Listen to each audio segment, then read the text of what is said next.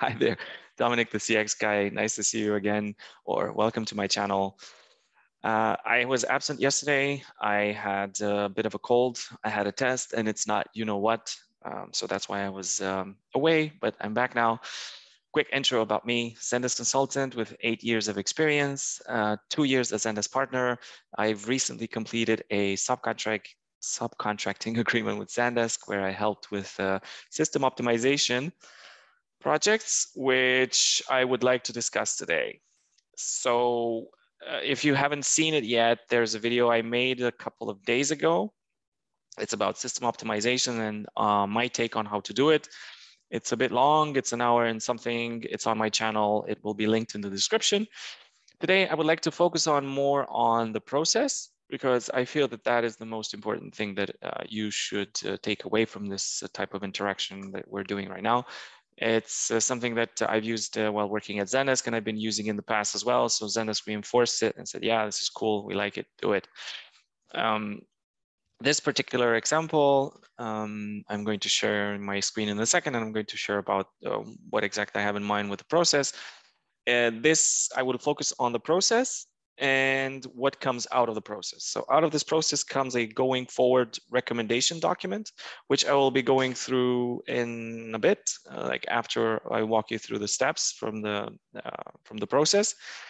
The reason why I want to cover it again, I did cover it a little bit in my previous video, is because I feel it needs a little bit more attention, because it's a little bit, I feel I can add a little bit more on top of it.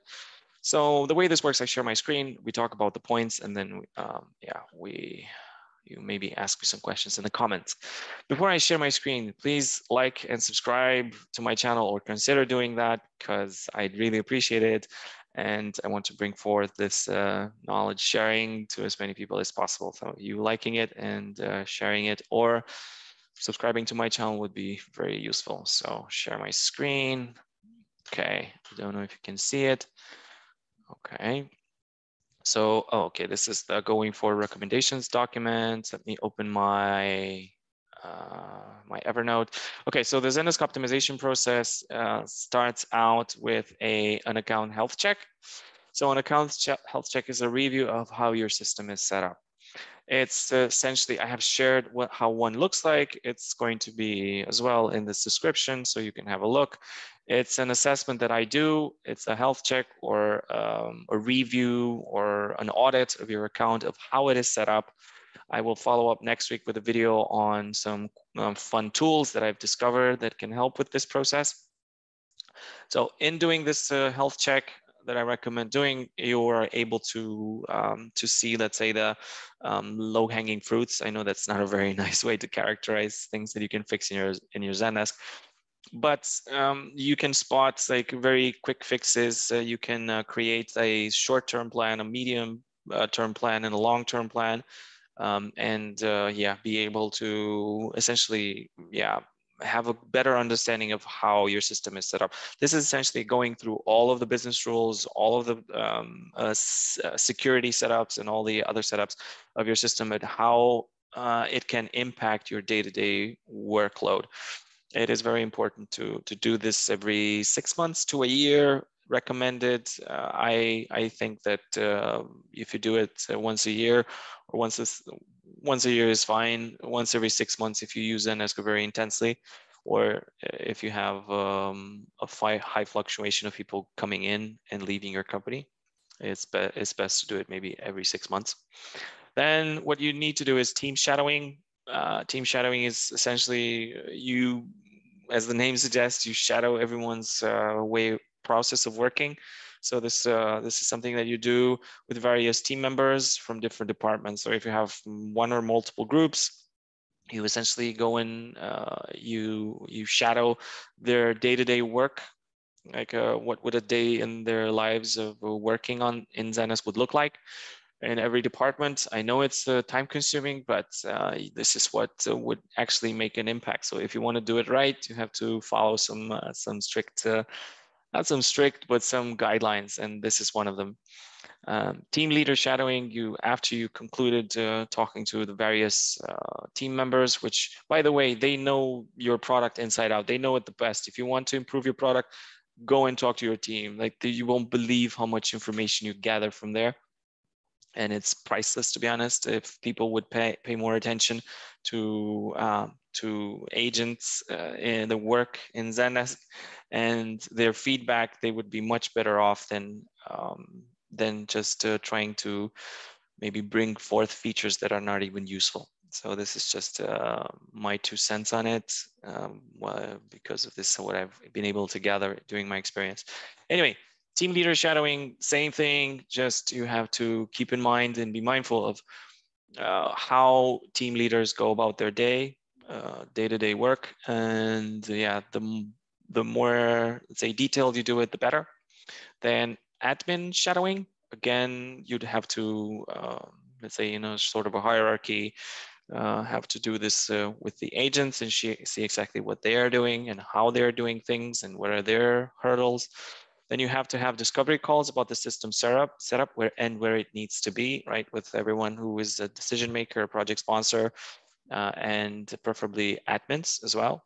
So you'd be able to gather, information about the system and how everyone sees it. And then there's a homework. Like, this is the part which everyone hates. It's not that they hate it. It's just that it's the most tedious and the most boring. But it's the one that makes the most difference. Like, if you do this right, you'd be, let's say, ahead of 95% of the companies that work in customer service or that have customer service. So yeah. So I cannot stress enough how important it is to collect all your business flows or business processes and relevant setups for said business cases and use cases, however you call them. That's up to you. Some companies call them user journeys. That can also work. So you have to collect everything, every case type that you support in Zendesk. You have to document it somewhere. I have shared in my previous video a document on how I do that, how I collect them, and how to think about doing that. The video also has timestamps, so you can go ahead and just go directly to the how to collect use cases. When you collect use cases, and the reason why you do this is because obviously it gives you an overview of the processes that run in your company, and you identify relevant setups for those use cases, right? So you can see one of the use cases or business flows has 3 macros, 2 triggers, 1 automation, and a view, right? So these are essential. We can't get rid of these, right? So the idea is for you to help you clean up, because if you're like 90% of all Zendesk users, so you're not alone. If you start out with Zendesk and you set it up to your best understanding of it, but you're not mindful of what the impact of what you're doing is in the future or is for other team members, it can become very cluttered. And you have an excess of business rules, an excess of setups, which you don't need. They are, well, maybe you do, but not in the order or how you do them. And they become faulty and the system becomes cluttered. And I've seen so many times agents having to find hacks to solve tickets because there were business rules that were preventing tickets from being solved. A mess.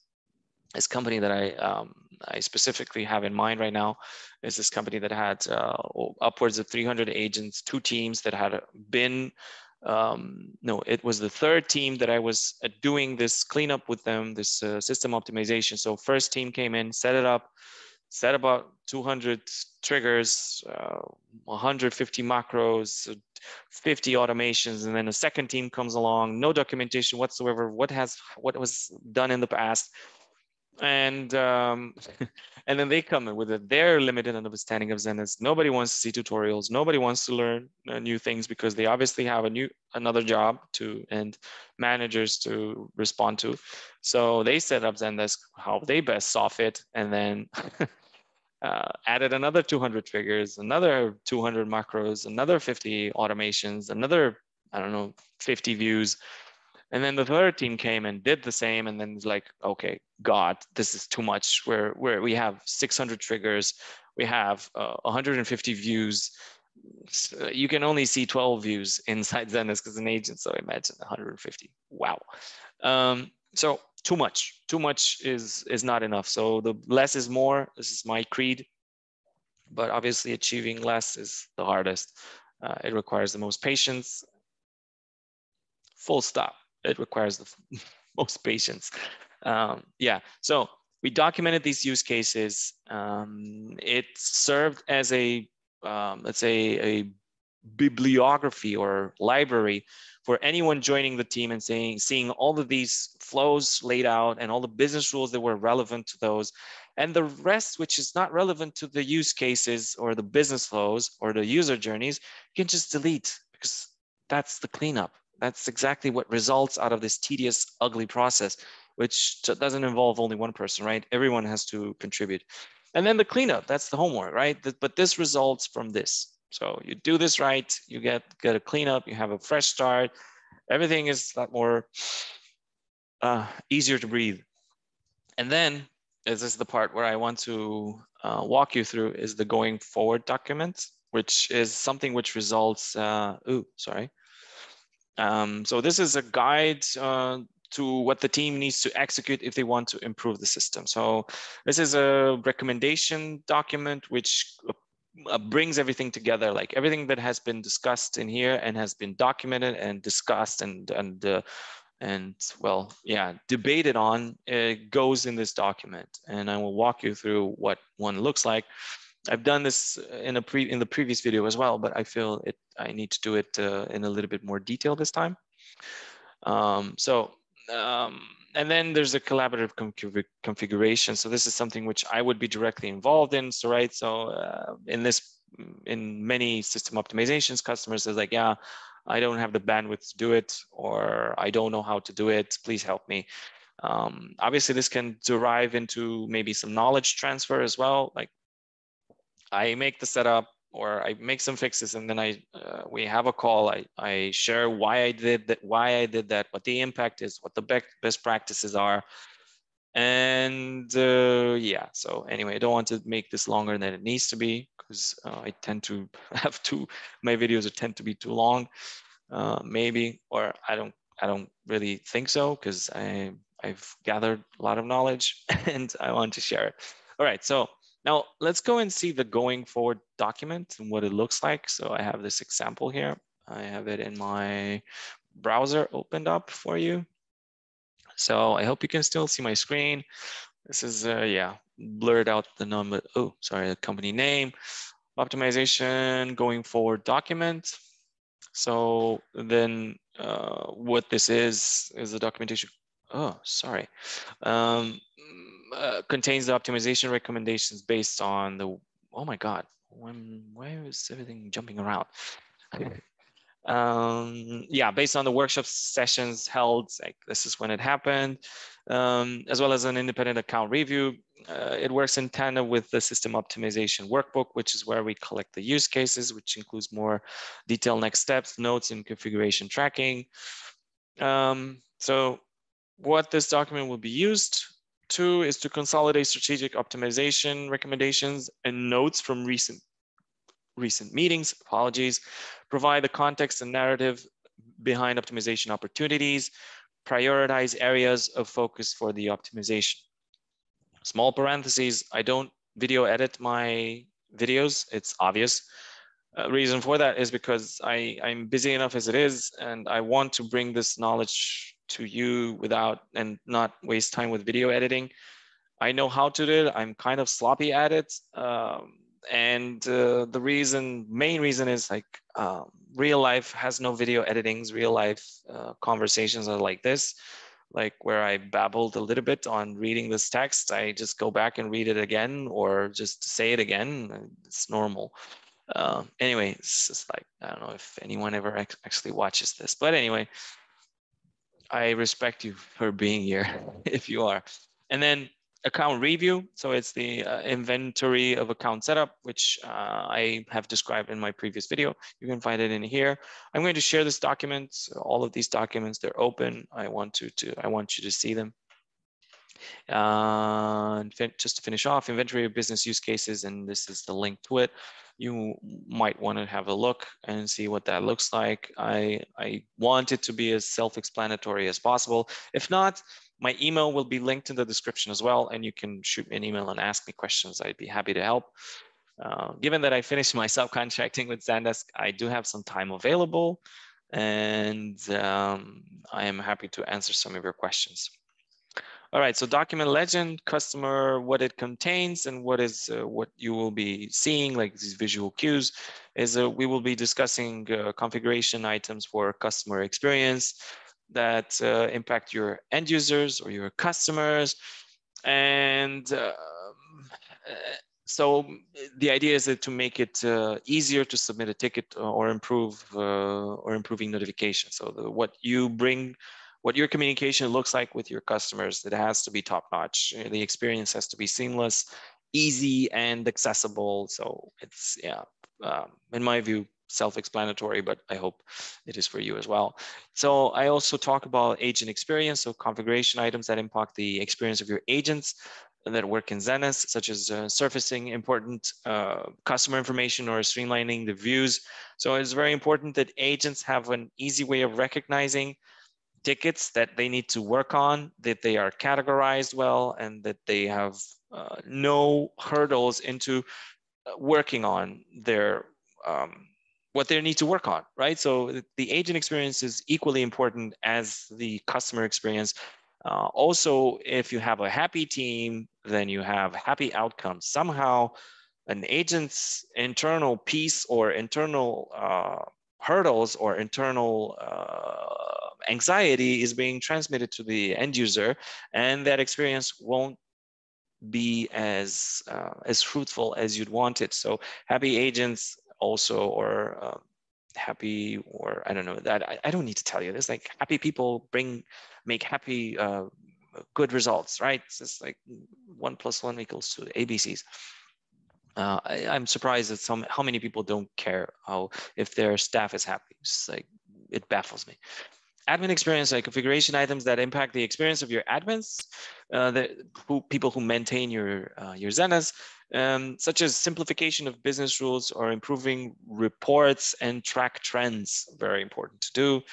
And then the priority. This is something which the legend, I try to prioritize or to mark this with this priority icon, something that I think is important and will greatly improve the experience of your customers. And your agents and your admins and everyone involved. So when you see this, it means that it's supposed to be tackled first. It's, let's say, that expression, which somebody told me is bad, like low-hanging fruits. So maybe somebody can tell me why that is bad. Please tell me in the comments or shoot me an email. All right, moving on. So the project overview in this case. So as I mentioned, it's a huge company, 300 plus agents, 600 triggers it had, not using, I don't know, it's like 10% of those were broken, and only maybe like 100 or 150 were actually used. So imagine having 400 extra triggers, like, whoa, and 150 views. Then I don't know how many hundreds of macros they didn't use very much. They had only like a few, maybe 100 or 150, not that many. So we're going to get into how important templates are, or macros as well. What else? Talking shit about this company. But anyway, they wanted to better themselves, and they did. And they're like, they were able to clean up, and they were able to reassign some people to work on marketing, and not everyone just be like everyone in customer service and having an excess of people just because the system was like this, like cluttered. And it's like so many things you can do. You can save, you can reassign the work to someone to do marketing for you. You can reassign them to do something more that would make your company move forward, not just putting out fires. It's just not very productive. So the scope was reducing complexity in configuration, utilize NS functionality. They didn't use SLAs, or functionality is not used. Focus on support and make sure that it is ready for future requirements, which we're trying to scale. And how can you scale something which is like a blob? Take a look at this blob here. Why? Come on, blob, move. Blob doesn't move. So you have to, make it into something that works. Verify the current setup. Yeah, okay.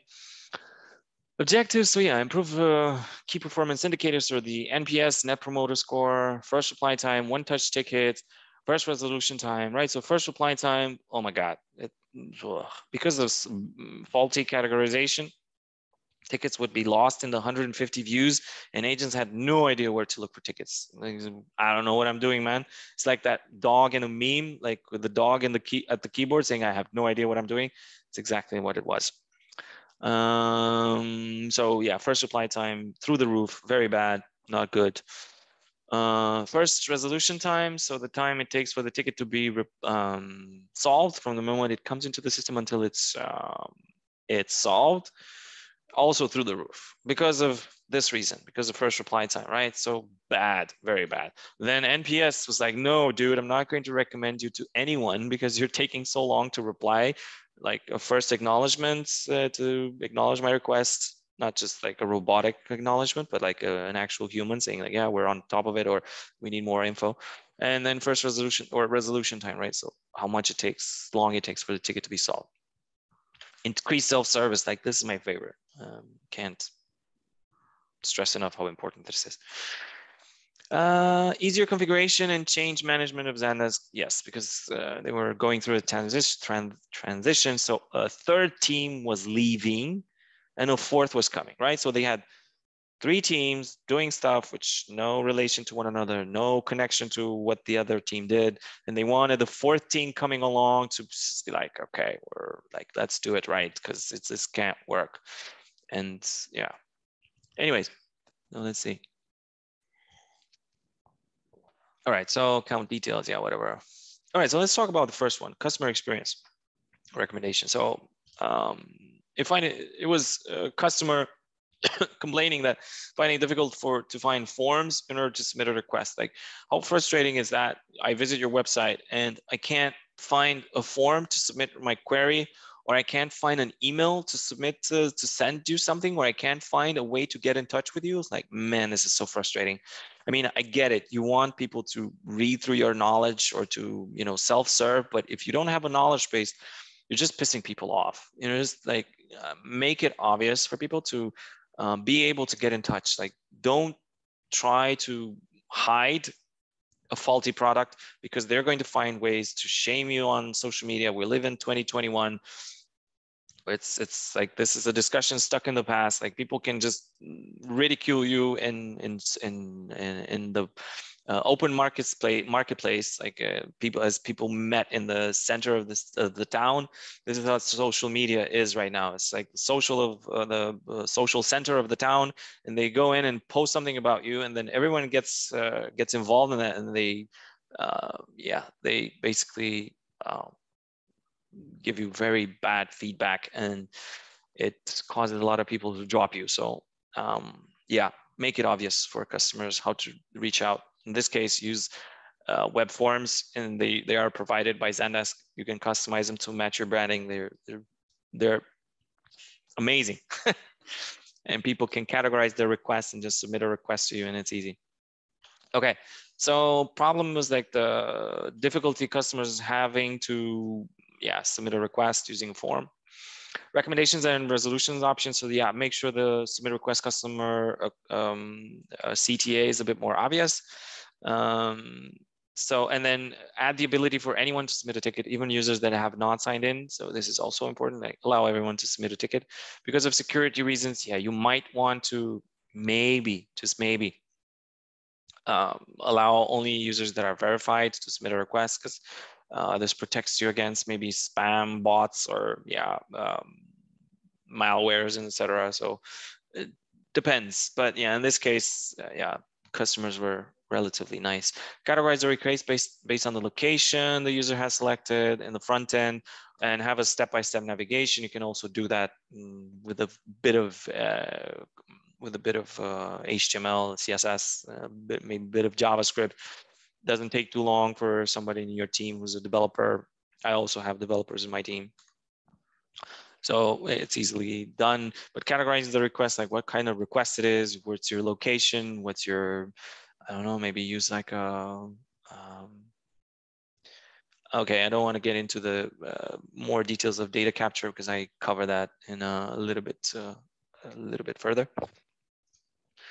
Yeah, so requests take too long to be sorted. Like the problem that I mentioned earlier, like customers were upset that their requests were taking too long um, um, to be dealt with, and because the system was cluttered and the lack of product knowledge from agents, the requests took too long to be dealt with. Yeah, recommendations: clean up the system, activate the SLAs, so service level agreements, to make some accountability for agents and make them aware of the urgency of some tickets and priority that they should start dealing with tickets in. All right, you can add the SLAs to tickets, and then you can create a general SLA, just maybe like for first reply time, not very complex, but first reply time, very, very interesting, very, very important to do, because of yeah, you being able to create priority for your tickets, and your agents will yeah, will thank you for it. Yeah, so create automations for SLA breaching. So you don't necessarily just are able to see, as an agent, you are able to see the SLAs or the tickets in an order in your views, but if you forget one, or I don't know, you have too many incoming tickets, you can create an automation to say, like, if an SLA is being breached, like, hey, please let the team leader know that this ticket is its SLA is being breached or has been breached, and send it to the team leader, and maybe send it to the ticket assignee. Say, hey guys, something is wrong. Please go ahead and fix it.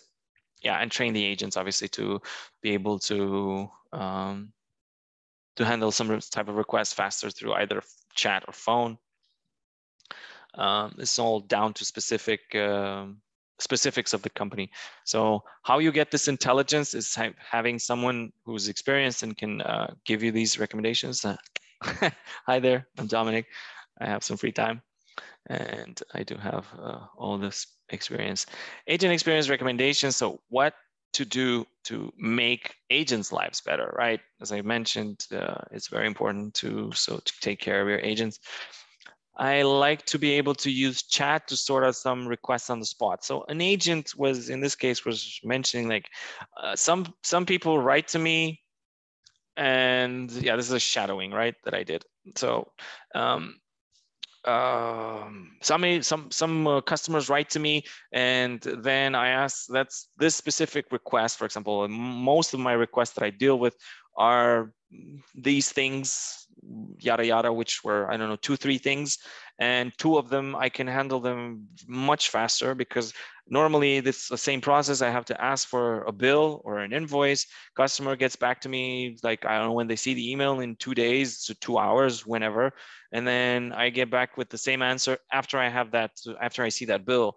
And it would be much easier if I would have access to a chat system, for example, to deal with these requests faster, because I would just ask, hey, Mr. Customer, can you please provide the bill? Just drag and drop it into the widget and where you're talking to me, and I'd be able to solve these, like, in a few minutes, and that will be much faster, much better for customer satisfaction, and for NPS, and for, like, yeah, a lot of reasons. What else did I say here? Monitor customer satisfaction, see if they're using the tool properly. Yeah, of course, you have to have a way of keeping agents accountable if they're using chat correctly.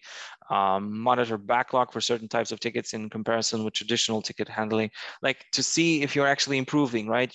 You can use Explore, the reporting tool in Zendesk, to see if you're actually, like, how we normally handle it via email takes 2 days, 2 hours, 2 weeks, or via chat, what's the differentiation in customer satisfaction? Is it any better or not? It's yeah, can do that as well. Let's see. I don't know how to use macros. I have them in a spreadsheet and use them from there. Agents didn't know how to add macros. Admins were so disconnected from them that they didn't create them for them. Agents were so afraid to say something was wrong, to not be judged. So this is also down to a company culture, let's say, a bit digs into or points to a culture of politics, which, if you're wrong, if you're not one who has all the answers, then you're judged and pushed aside, which is not cool. It's not necessarily how fast-growing companies work, and definitely not the most how the most successful ones operate. So something for food for thought. So yeah, train agents to use macros and basic Zendesk functionality. So agent level 1, access to trainings. Yeah, Zendesk trainings, by the way, are free now, and you can just allow access to them very quickly, and just like ask them to see a 1-hour video where these trainings are available, and agents would see, for example, how to look for the tickets, how SLAs work, how macros work. Yeah, oh, good. For agent efficiency, so install the Zendesk time tracking app to measure productivity, to see, I don't know if you know, but time tracking app is a really cool free feature app that you can install from the marketplace. And with it, you can track agent productivity, and you can track down to a more granular level. Like, for example, if 2 or 3 agents work on the same ticket, you wouldn't see this in traditional Zendesk reporting, but with the time tracking app, you can see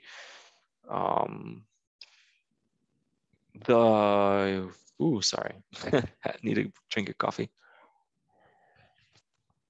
But with time tracking app, you are able to see like how much agent A spent in the ticket, how much agent B spent in the ticket, and then agent C, how much they spent. So this is very useful for companies that give incentives for agents for example, for how fast they solve tickets. So it's it's the thing to consider. Encourage agents to create personalized macros, as well as create general ones that others can use. So this is very very useful. Not everyone works the same, so you can allow create agent roles, and allow agents to create macros, personalized macros, which is very useful because, again, not everyone works the same, and it's good to empower people to work and be more efficient the way that they want to. What else? Create some accountability, like have a session on how-to tutorial after they've seen this agent training. Clean up macro list, obviously, of team moving away from Zendesk. Yeah, this is something which different. It doesn't matter. It's very personal. I don't know what most of these views are or who uses them. Yeah, not very cool for the agent experience. Because of the scale of the system and the large number of people having had access to the system with various product skill levels, the sheer number of views is proving to be overwhelming. 150 plus views. OMG. No. So cleanup of views, obviously. So an internal assessment of business use cases, as I mentioned earlier. I know I'm boring with this, but it's the only way. It's the only way to actually create meaningful change. Okay. So and then eliminate any views which are unrelated to these use cases, right? So what I mentioned, have a global approach to use current user or current user and current users group instead of separate views for each ticket type. Instead of a separate view for each ticket type.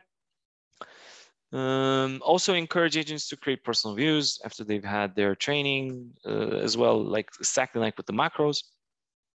Encourage them to do that, because again, everyone's way of working is different, and you don't want to push aside someone's creativity or productivity, rather empower it.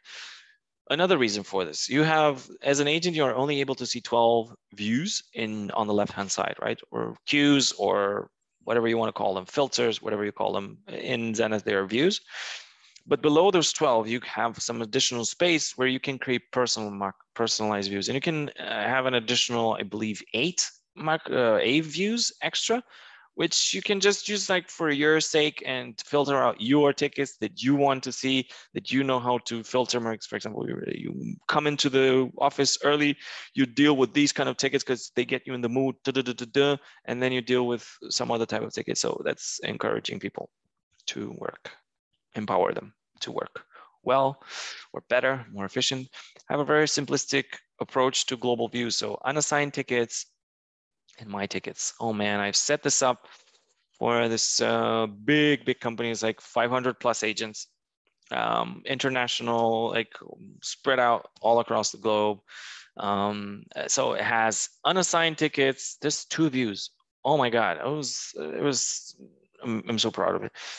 Unassigned tickets and then my tickets. So unassigned tickets is like, obviously in this view, you'd have some sort of columns for sorting tickets, like ticket type, the area, SLA, whatever, etc. And somebody would go in, had a job, that was their job, to assign tickets, right? So as a team leader, their job was to basically have this unassigned tickets view, just like 0, pointing to 0. And then there was assign it to different agents or to different teams, and then they end up in my tickets. So me as an agent, I go to work, I just see my tickets, I just work them, and that's it. That's all I need.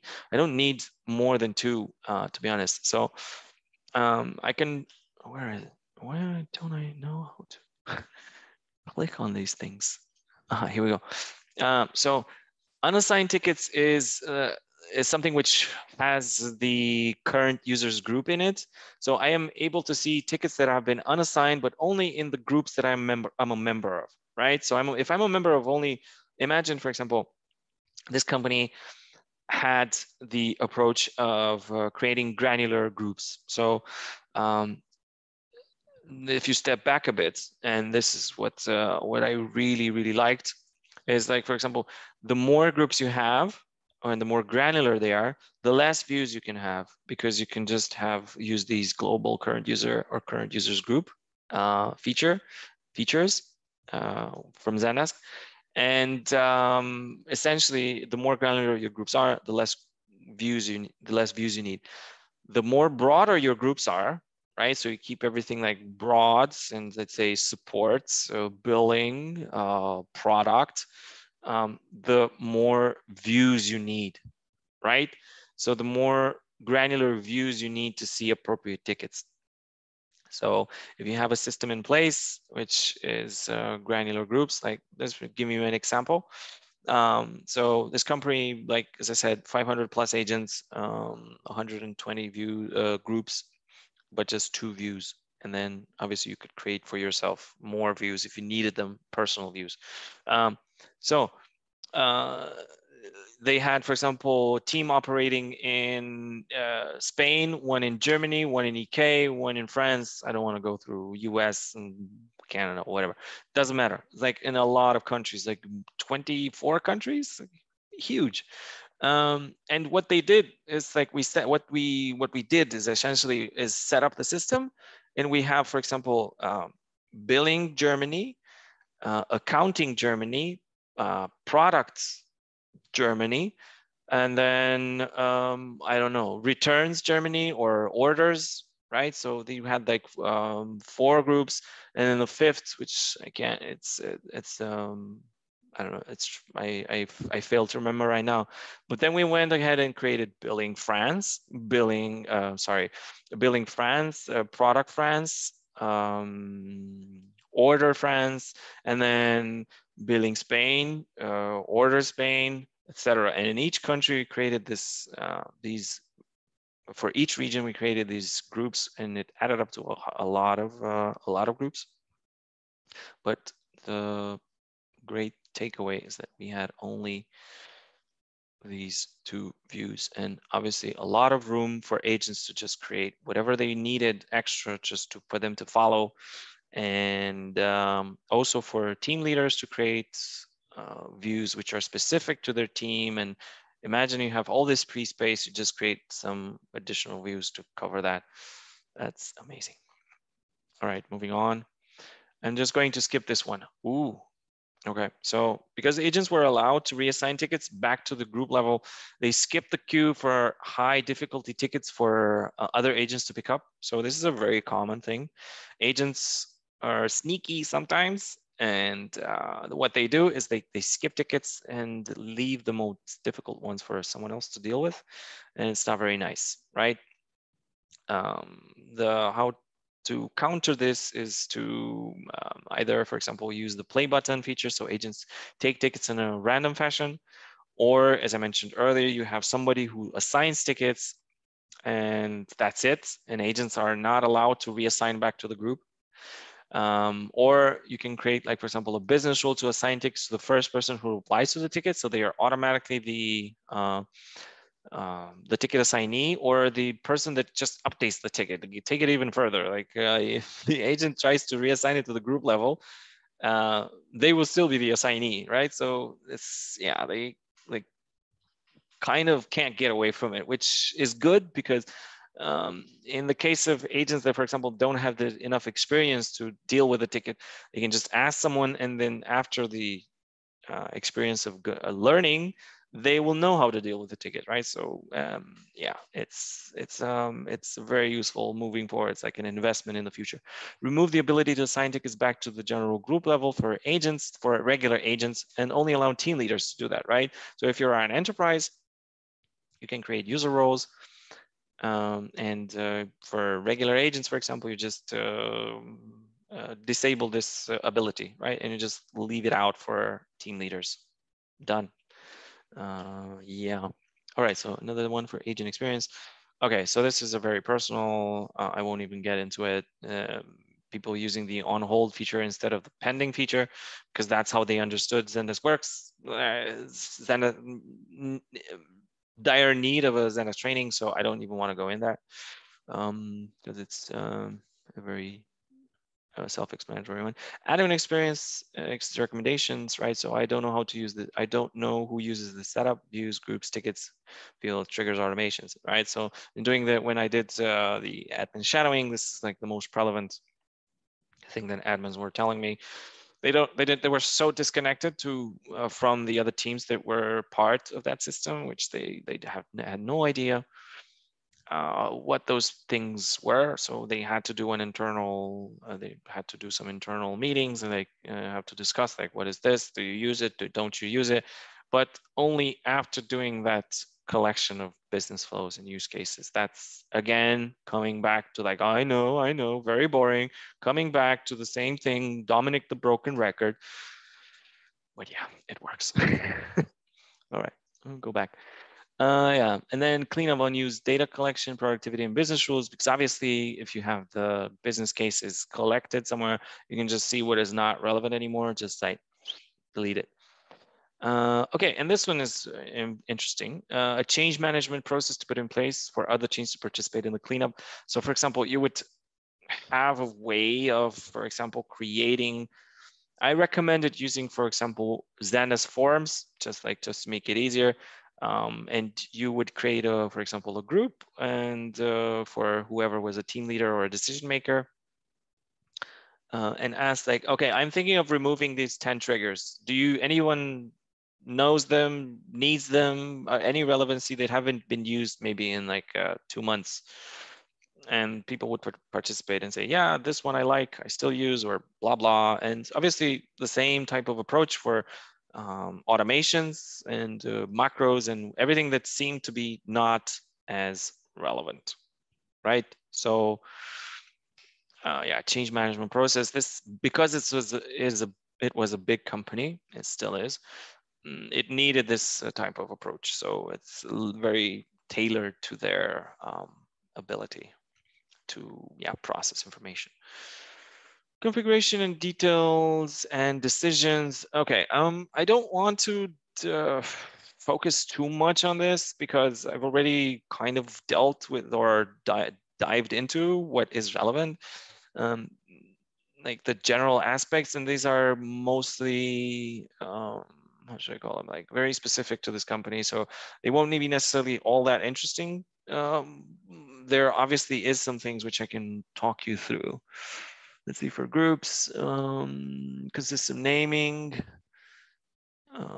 So, okay, if no data compliance issue amongst teams, group departments into one instead of a group per island. Yeah, this is, again, as I said, very specific. So this was a priority. And as I said, more groups, agents only see appropriate tickets. Broader groups, broader groups will encourage proliferation of custom views. So as I mentioned earlier, The more granular groups you have, that's a good thing. Obviously, not too many, but the more granular you have them, the less views you need. The broader the groups, the more custom views you need as well. So that's, yeah, that's the thing which you already know. Another thing to empower the Zendesk agent experience was to integrate with the backend system. So the backend system was an agent would need to be logged into Zendesk and then had to move away from Zendesk to collect some information from Zendesk. For example, the customer, they move away to another platform where the backends lived and then search by a user ID what they got from Zendesk and then do something in the backend and then come back to Zendesk and update the client, which is not ideal because you can just do that from from directly in your in your backend. So if you integrate it with Zendesk, you can just perform the actions in there. Obviously, it takes a bit of effort. It takes yeah, to create that project. I do a lot of backend integrations, and I'd be happy to walk you through on how to do it. Obviously, there's some development time, so I can help with that as well. If you don't have anyone in your team that can do it. Organizations, never mind. They weren't using them. Brands. Okay, so custom experience for guides. Let's see what else would be interesting for you.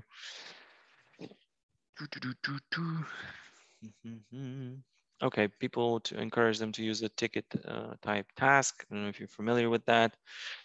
So you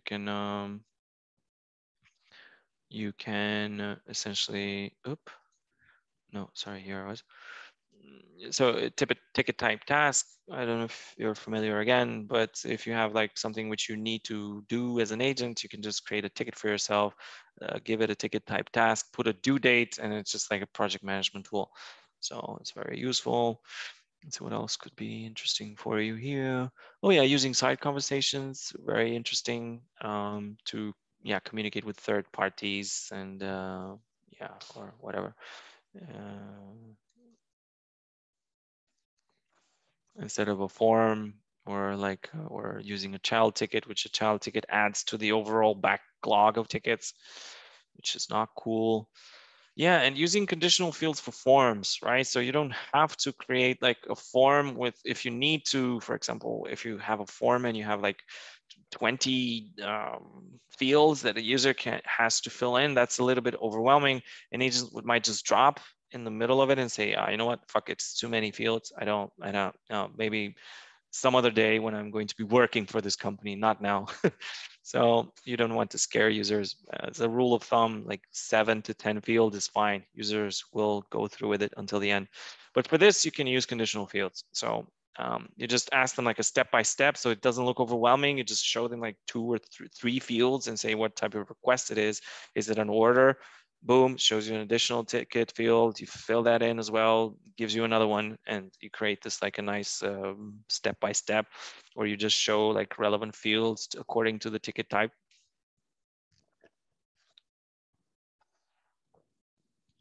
All right.